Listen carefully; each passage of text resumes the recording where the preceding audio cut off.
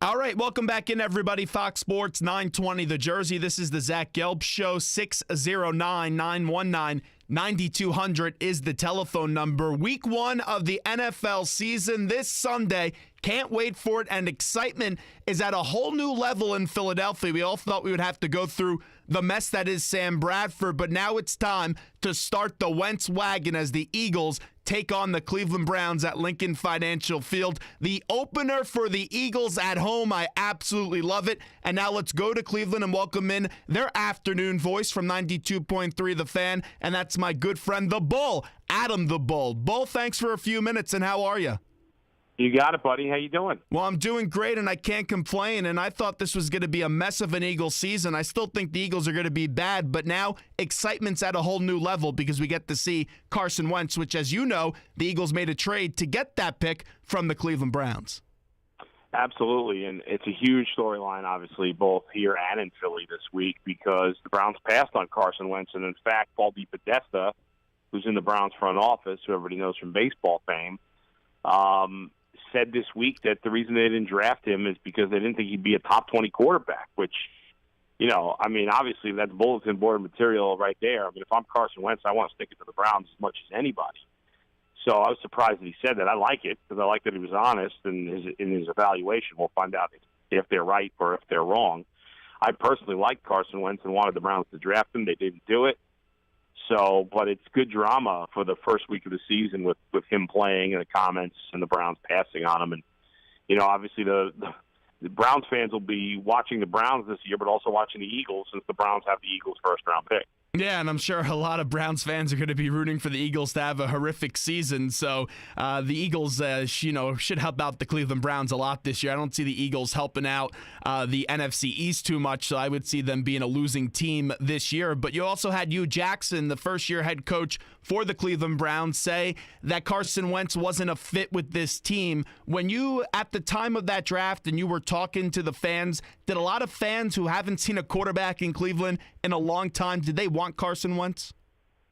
I think it was a mixed opinion. I know I did, and my partner on the radio did, but a lot of the fans didn't.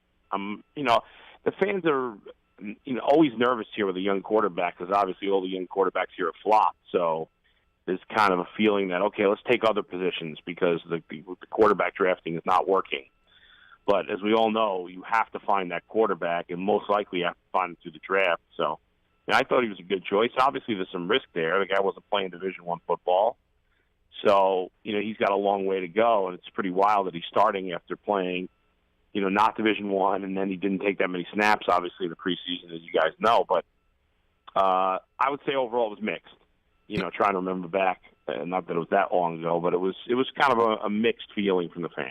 And I would have waited a little bit to implement Carson Wentz into the starting lineup, but if you have to go up against the Cleveland Browns defense, you should be okay. This was a unit that ranked 27th in the league last year. You cover Cleveland a lot more than I do, obviously. Does this Browns defense improve at all from 27, or is that where they'll probably be again this year?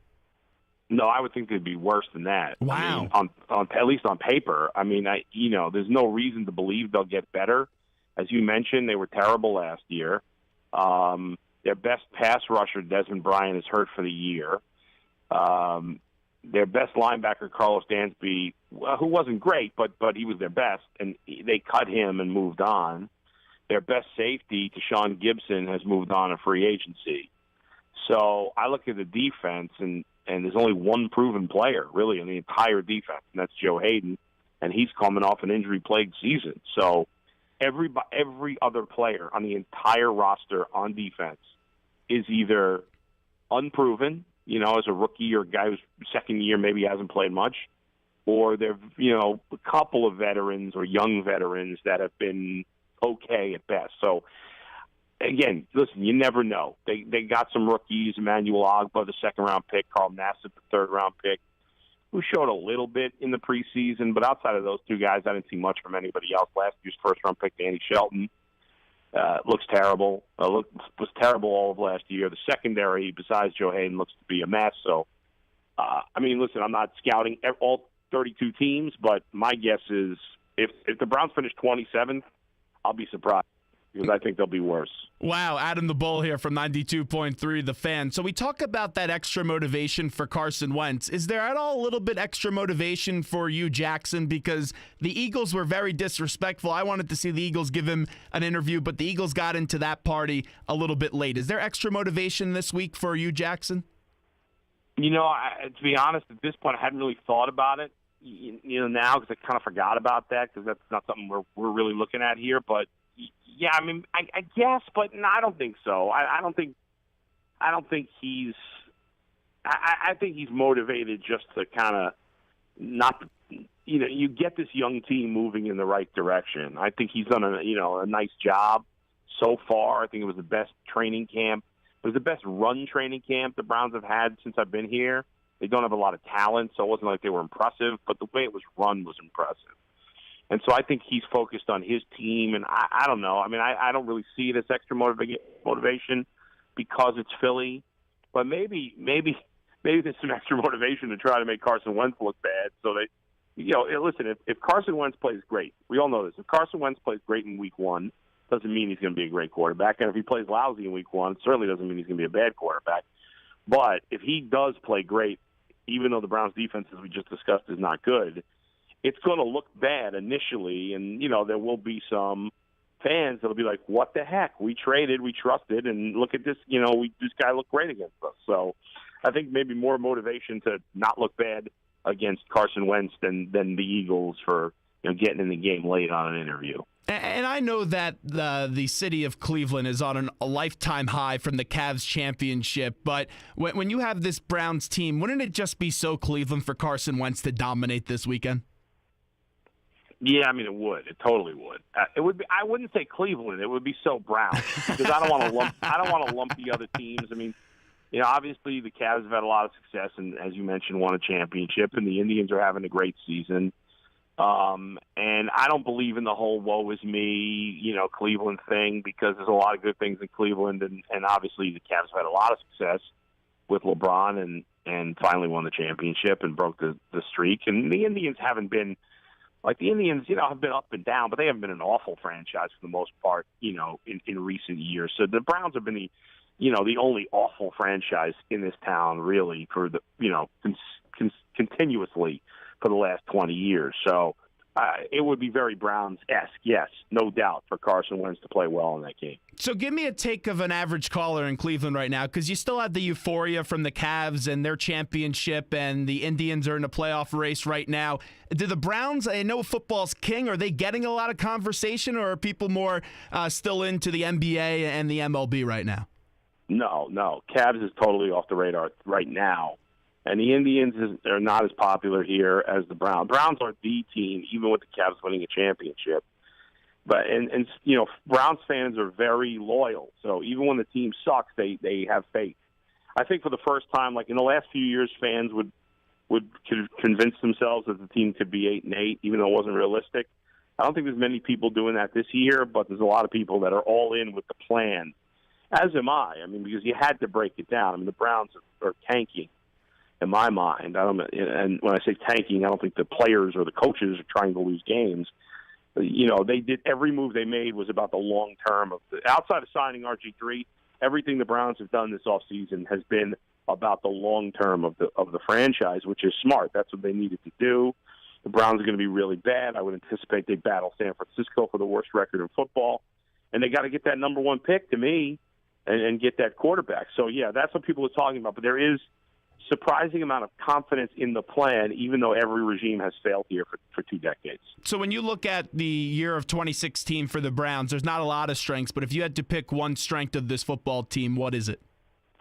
Wow, that's tough. I would say, and I'll say it's more of a potential strength, but because there's no obvious strength, there's almost no proven talent, but I would say the most upside right now is probably the wide receiving core, or I'll say the passing group as a whole. Gary Barnidge, the tight end, had a nice year last year, and it was kind of maybe lost unless he played fantasy football because the Browns were terrible.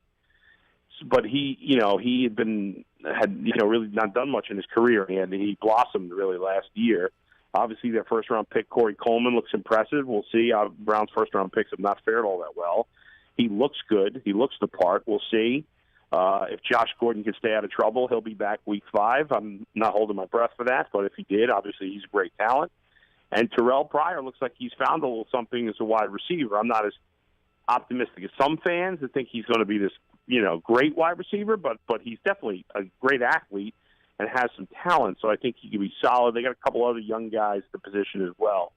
So I would say the receiving core, if you include the tight end especially, and even Duke Johnson, the running back, who's a good pass catcher, I think we'll see a little of the Giovanni Bernard role that he'll play here. And that's the area, because the defense is nothing I can get excited about. The offensive line, I think, is going to be a problem, especially on the right side. The quarterback I don't really believe in. We'll see. But I would say the wide receiving core. Well, when you take a look at the offensive line, that's a tough task this week, because although I think the Eagles are inept on offense right now, defensively, their front seven, you got to watch out, especially that defensive line with Fletcher Cox, Benny Logan, Connor Barwin. That's a tough first matchup for the Browns, especially if their offensive line is not that good. Yeah, I mean, the left side is really strong. Obviously, you got Joe Thomas, the all-time great, hasn't missed a snap his entire career, easy Hall of Famer, obviously a left tackle. The left guard, Joel Bitonio, is a young player in his third year. Great rookie year, was banged up a little, not as good, but solid player. But the center is a disaster right now. Cam Irving, first-round pick last year. He does not look like he's ready to start in the NFL, but he will. And their right side, their right guard, John Greco, is serviceable at best. Their right tackle situation's a mess. So center and right tackle is really bad. So that side of the line, I am big-time concerned about. Adam the Bull is here with us for a few more minutes. You mentioned Josh Gordon not that long ago. There was a lot of talk when Josh Gordon came down with the suspension, and you knew that he would play sometime this year. We had a lot of people here in Philadelphia saying, hey, maybe the Eagles should make a trade with their lack of talent at wide receiver. What would it take for a team to convince Cleveland to trade Josh Gordon? Oh, I think the Browns will trade every veteran on their team, and they don't have that many left. I mean, I don't know what specific draft pick. I mean, to me, if I could get a third-round pick for him, I would do it. I don't know. Maybe the Browns would want more. I mean, you guys got a first-round pick and a fourth-round pick for Sam Bradford. It's amazing, right? I mean, that just blew my mind. I mean, Sam Bradford's he's startable, but as you guys know, he's not very good. But anyway, so I don't know. But because you just can't rely on Josh Gordon. We all know what the talent is there. The problem is he's been suspended 5 times, and he missed all of last year. He was suspended twice the year before, only played 5 games, and in those 5 games, the effort wasn't there, in my opinion, and a lot of other people's opinions as well. He didn't play particularly well. You got to go back 3 seasons before he's been good. But in that season, was a bad quarterback. He was arguably the best receiver in football, certainly put up the best stats in the NFL. So, you don't want to give him away for nothing because he's still young, and if he can straighten himself out, you don't want to just give him away for nothing. But certainly if I could get a second-round pick for him, I would do it in a second. I think the Browns would too, but I don't know. I don't know why any team would give up a second-round pick because it's risky, but I guess I shouldn't say that. I guess if you're a good team, it would be worth the risk because if he stays out of trouble, and if not, if you're a good team, it's a second-round pick. It's not the end of the world, I guess. But I don't know. We'll see. But I think the Browns would trade him. I think they'd even trade Joe Thomas or Joe Hayden in the right deal. You don't sound during the season. You don't sound too optimistic about the Browns, and I can't blame you this year because they're going to be one of the bottom teams in the entire National Football League. But this line, it opened up when Sam Bradford was the quarterback at 7.5, and now it's down to 3.5 points, depending on what site you look at.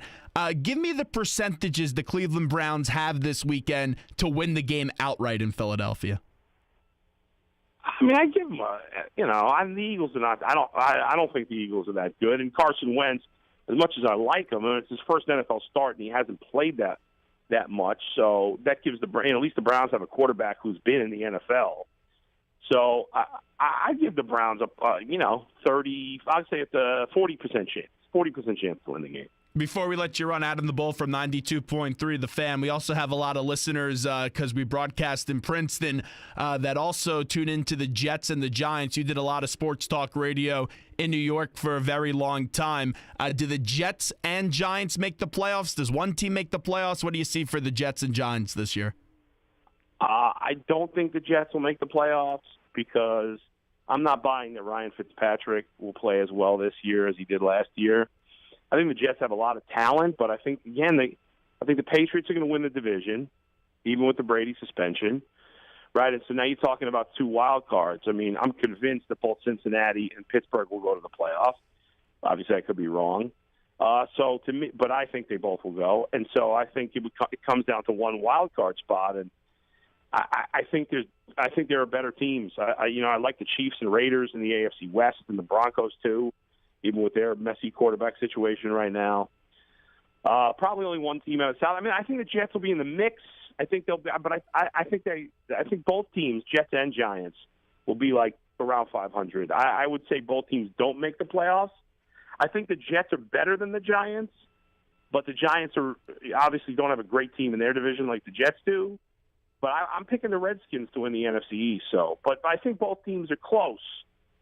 It was very un-Giant-like to spend all that money they did on the defense. I mean, if it works, I'm not buying that it's going to work. But if it works, then they could win that division because obviously they got the talent on the offensive side. But their running back situation, I don't have any faith in either. So, and I'd say the same about the Jets. I don't trust Matt Forte's declining player. I don't believe in the Giants' defense or running game, and I don't believe in the Jets' quarterback or running game. So, and the Jets' schedule, I think they're both average teams. And the Jets' schedule, it's really tough. Their first 6 games, even though Brady's out for the first 4, they missed the Pats, and they don't have any favors in the first 6. No, it's a tough schedule. The AFC, it's the NFC. The NFC to me is kind of like the National League, right? You got like a couple teams on top. You're right. That are really good, and then that's it. Whereas in the AFC, I don't think there's any team that's great, except for maybe New England, and I'm not even convinced of that. But I think every team in the AFC is pretty good. I don't think, to me, the Browns are the only awful team. I think you can make an argument for possibly 15 of the 16 teams, even the Titans and Jaguars in a non-impressive AFC South. I know they're longer shots, but I think you can make a case that every team in the AFC could possibly be 500, except for the Browns. So what's your Super Bowl pick this year? The Patriots are going to win the Super Bowl. The league kicked them off again. There's no doubt in my mind the Patriots are going to win the Super Bowl. I got the Patriots over the Cardinals in the Super Bowl. I'll take it. As a Tom Brady fan and a lifelong New England Patriot fan, that's music to my ears, Bull. I can't stand the Patriots, but I still can't believe Brady's suspended. It's so stupid. It is. If you want to give him a game, that's fine. But 4 games, that's just Roger Goodell once again just showing his power because Tom Brady didn't show him his cell phone. That's what that is all about. Yeah. And also Mike Kensel absolutely hates the Pats. That's how that whole thing got started. You know that. Yeah, well, it's ridiculous. All right, Bull, thanks so much. We appreciate the time. You got it, Jack.